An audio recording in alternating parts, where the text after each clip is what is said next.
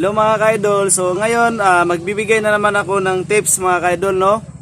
Kung paano patigasin ang ating kamay dito para hindi po siya madaling ma-injury, especially sa mga mahilig mag-exercise.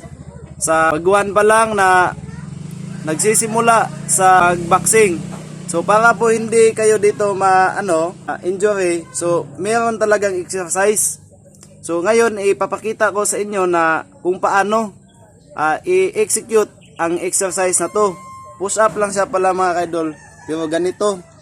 So sa mga baguhan, ganito muna mga ka-idol. So ngayon mga ka-idol, i-execute ko na. Tingnan niyo mga ka-idol, ganito lang.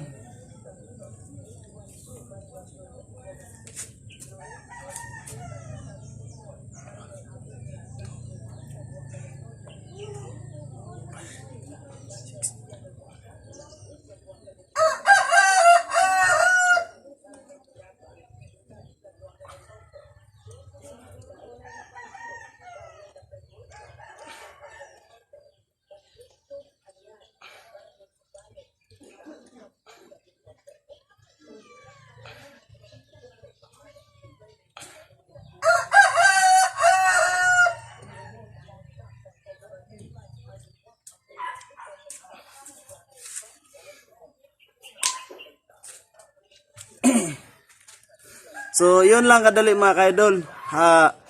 Gawin lang yan sa tuwing umaga at tuwing hapon o kung ano ang beacon time nyo. So, yan lang po mga ka-idol.